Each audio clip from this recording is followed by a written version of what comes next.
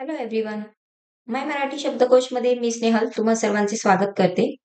मित्रांनो, व्होकॅब्युलरी कशी स्ट्रॉंग करायची? हा प्रश्न आपल्या सर्वांच्या मनात असतो. तुम्ही याचा विचार केला आहे का? जेव्हाही आपल्याला एखादं वाक्य बनवायचं असेल, तर आपण प्रथम त्याचे रूल्स शिकतो, म्हणजेच ग्रामर शिकतो. पण जेव्हा वाक्य बनवायचं असतं, तेव्हा खूप वेळा असं होतं, की मराठीमधील एखाद्या वर्डला इंग्लिशमध्ये काय बोलायचं हे समजतच नाही. यासाठी स्ट्रॉंग करावी लागते ती व्होकॅब्युलरी. तर व्होकॅब्युलरी स्ट्रॉंग कशी करायची? तर जो शब्द आपल्याला येत नाही, तो शब्द एका नोटपॅडमध्ये लिहायचा, नंतर त्याचा मीनिंग लिहायचा आणि त्यानंतर त्या रिलेटेड एक एक्झाम्पल लिहायचं. यावरून आपल्याला समजेल की शब्द हा कशाप्रकारे वाक्यामध्ये वापरता येऊ शकतो.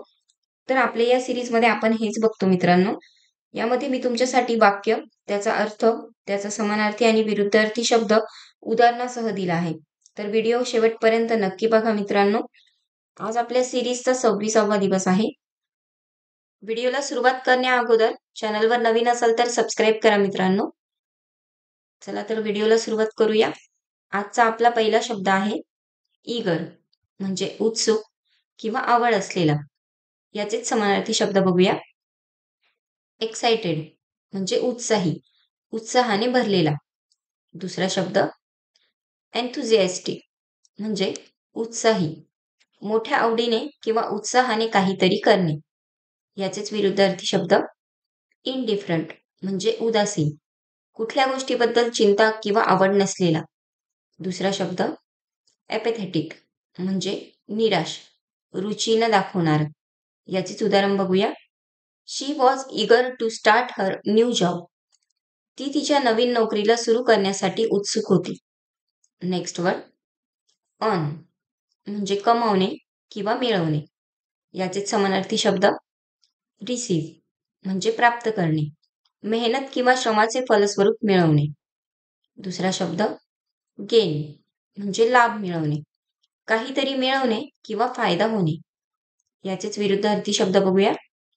लूज म्हणजे हरवणे, काहीतरी गमावणे. दुसरा शब्द स्पेंड म्हणजे वापर करणे, मिळवलेल्या गोष्टीचा वापर करणे. याचे उदाहरण बघूया. He work hard to earn enough money for his education. त्याने आपल्या शिक्षणासाठी पुरेसे पैसे कमवण्यासाठी कठोर परिश्रम केले. नेक्स्ट वर्ड अर्थक्वेक म्हणजे भूकंप.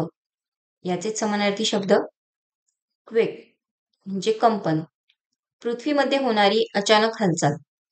दुसरा शब्द ट्रेमर म्हणजे कंपन, हलका किंवा माफक भूकंप. याचेच विरुद्धार्थी शब्द बघूया. स्टेबिलिटी म्हणजे स्थिरता, पृथ्वीची स्थिती जी स्थिर असते.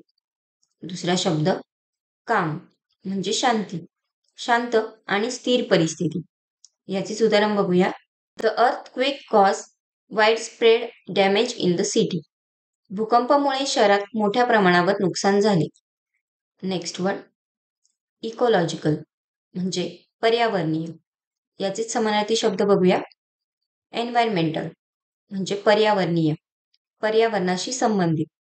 दुसरा शब्द बायोलॉजिकल म्हणजे जैविक, जीवनाशी संबंधित. विरुद्धार्थी शब्द बघूया. आर्टिफिशियल म्हणजे कृत्रिम, नैतिक किंवा नैतिकतेशी संबंधित नसलेले.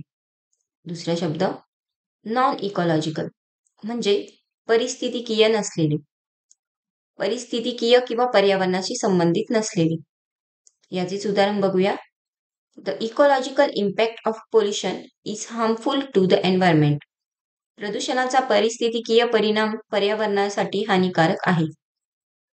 नेक्स्ट वर्ड एज म्हणजे काठ किंवा धार. याचे समानार्थी शब्द बॉर्डर म्हणजे सीमा, एखाद्या गोष्टीचा बाह्य भाग. दुसरा शब्द ब्रिंक म्हणजे काठ, कधीतरी कोणत्या गोष्टीच्या अगदी जवळ असलेली स्थिती. याचे विरुद्धार्थी शब्द सेंटर म्हणजे केंद्र, एखाद्या गोष्टीचा मध्यभाग. दुसरा शब्द इंटेरियर म्हणजे आंतरिक, अंतर्गत भाग. याचे उदाहरण. The knife has a sharp edge for cutting. चाकूला कापण्यासाठी धारदार धार आहे. तर हे होते आजचे काही शब्द मित्रांनो. आय होप तुम्हाला व्हिडिओ नक्की आवडला असेल. जर व्हिडिओ आवडला असेल तर व्हिडिओला लाईक करा, शेअर करा. चॅनलवर नवीन असाल तर सबस्क्राईब करा. उद्या परत भेटूया नवीन व्हिडिओसह. तोपर्यंत keep practice in English. Bye.